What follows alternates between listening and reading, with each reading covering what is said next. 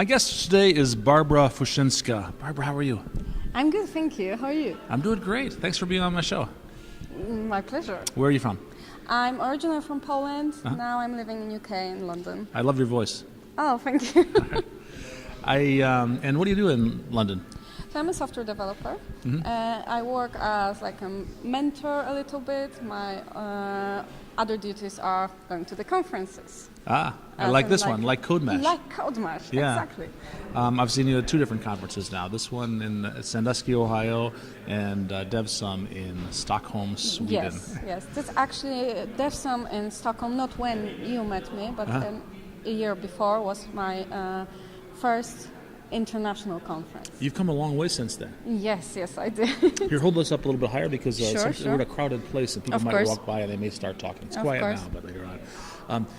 So you've come a long way, not only in terms of your speaking proficiency, but also in terms of your notoriety. I'm going to use that word. Yeah. Because of you were telling me about a viral blog post that you wrote.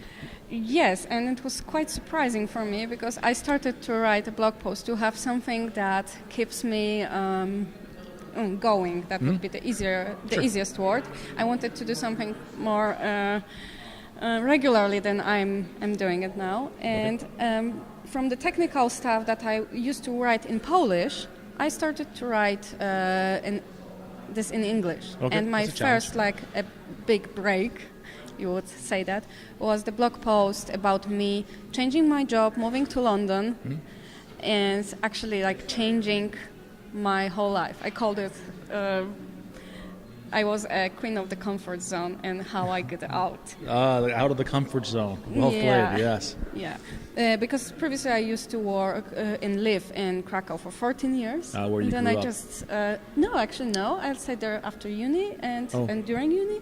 I see. And then I just changed my life completely. So this blog kind of became like a lifestyle blog.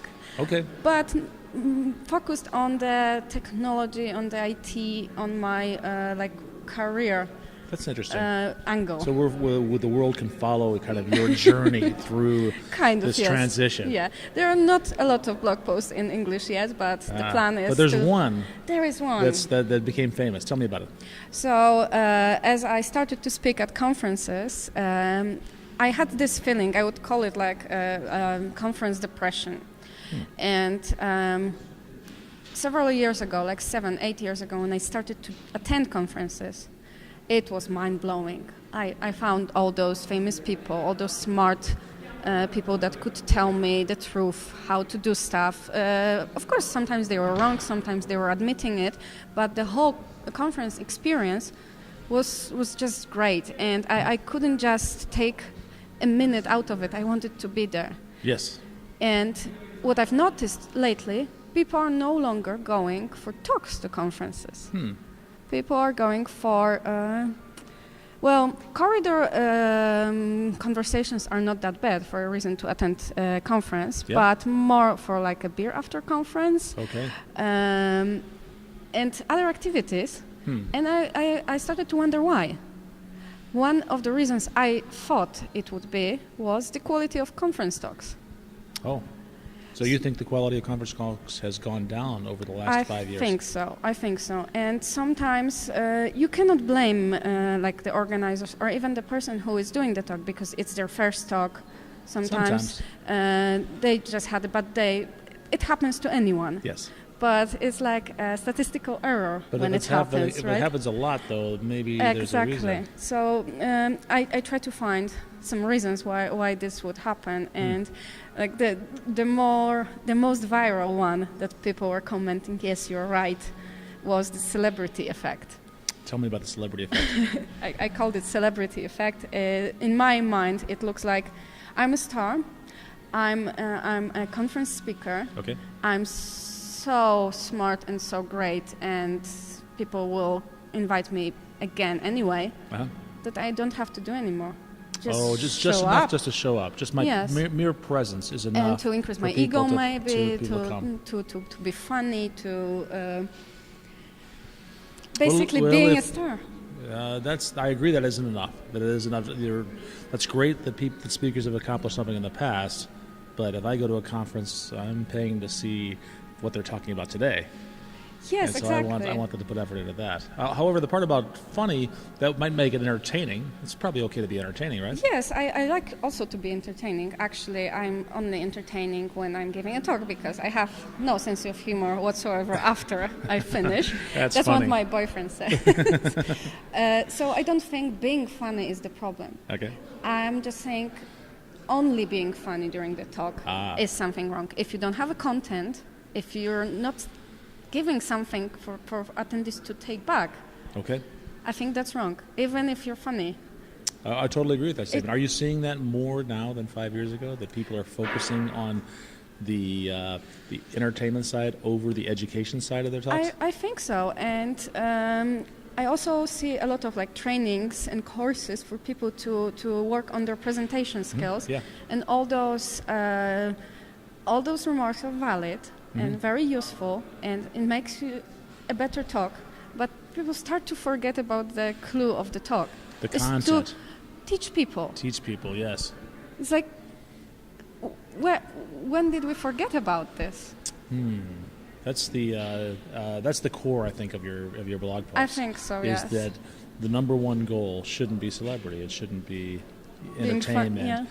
All those things are okay. It's okay to be famous. Yeah. It's okay to be funny. But the reason people come is to learn. Exactly. Number one reason. Exactly. That's my point. What was the reaction when you? Did people jump on and say, "That's awesome! You're absolutely right," or did they say, "You are crazy, Barbara"? So some people, most of the people agreed with what Okay. I said, especially with the celebrity effect. Not celebrities.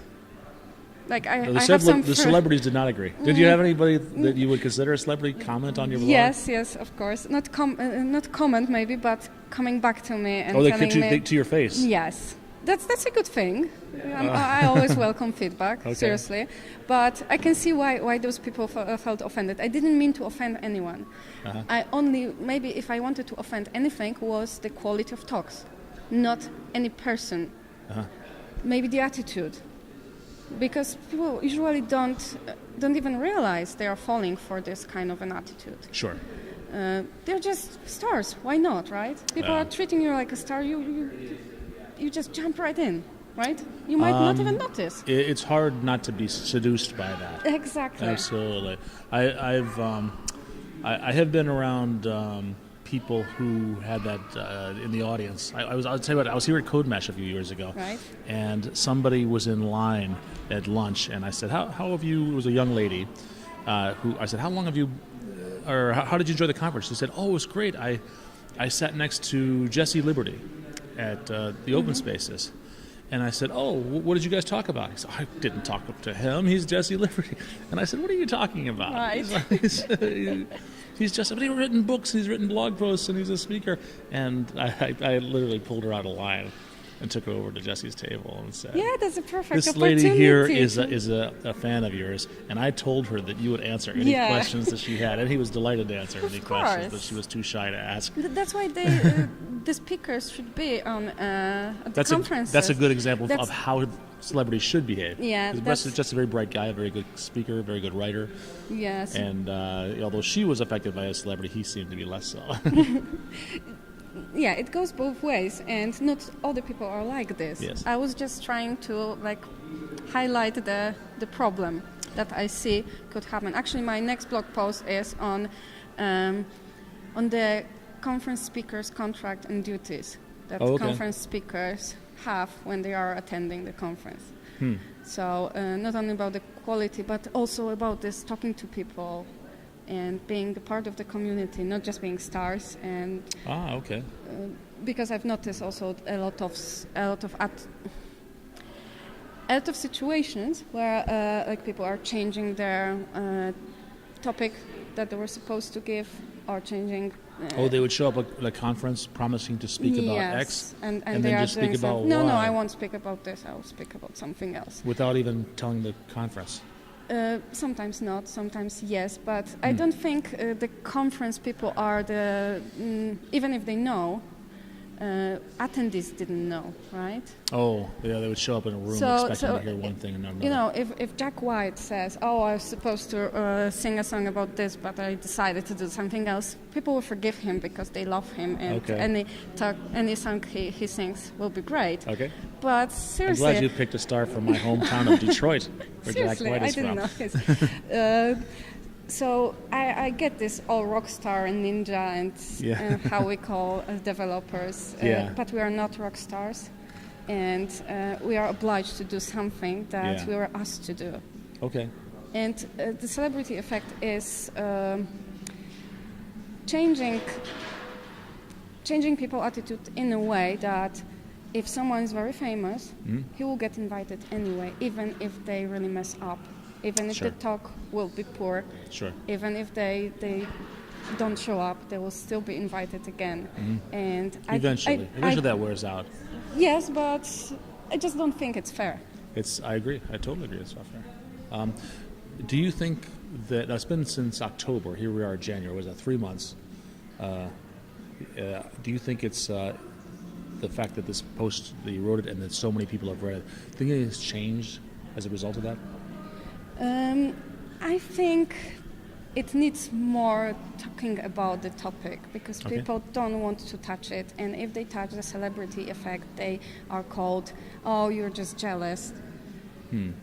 So I also get that, and I also read other people's blogs about this, and it's like a touchy subject. It is. Maybe I know you've only been publicly speaking for a couple of years now, but you've risen pretty fast. You're pretty well known. You are literally an internationally known speaker. So you have a bit of celebrity of your own. So I think that coming from you, it has more credibility than, say, coming from someone who isn't well known as a speaker. It's like representative of the group talking about the problems inside of the group. Okay. It speaks for itself. I wouldn't consider myself as a celebrity. There are people more famous than you, but there's a lot of people less. As you said, I'm recognizable in some circles, so I know exactly from what I was talking about. And in my blog post, I was also talking about me. And I made it clear. Oh, you were making a warning to yourself. There's a bit of self-reflection. Yes, exactly. Yeah. We all can fall for it and not even notice. And the moment I've noticed, I wanted to share my conclusions. Mm-hmm. Is there anything else we should talk about that we haven't? You were asking me about the feedback. Feedback, yes. Yes. So the most negative feedback I got was about the point when I said I don't like introductory talks. I don't like talks, introduction to... Ah, yeah, I remember that. And many of the people said that they don't agree at all.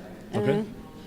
I just think that simple tutorials that are online are teaching you much more than introductory talk.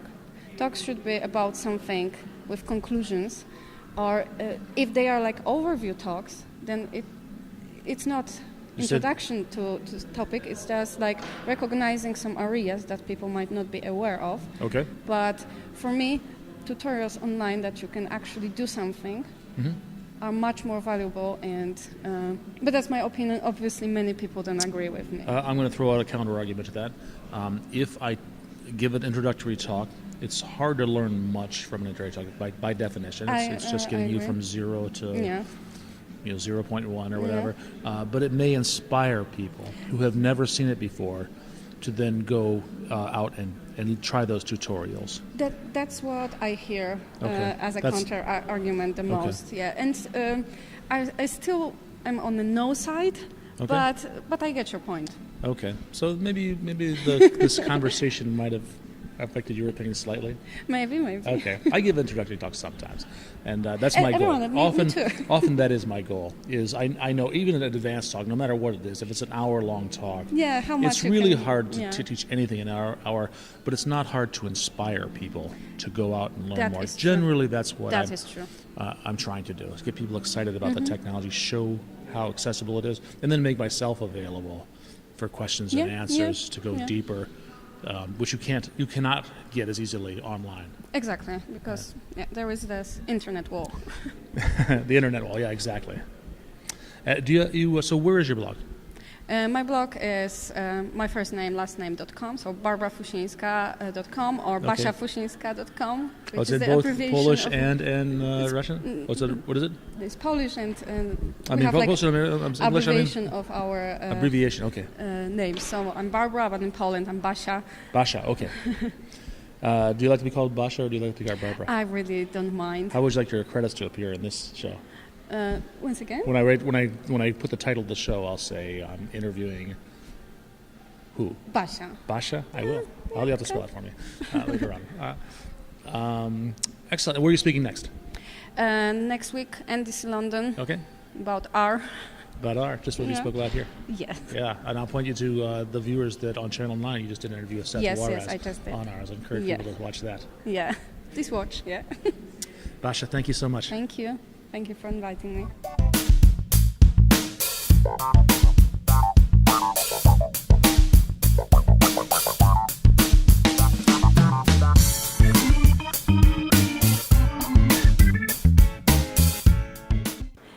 When I moved to London, people were asking me if I won't be missing my friends. And I realized that not really, because with most of them, I'm actually contacting through internet. So the technology allowed me to just stay in touch with everyone I love.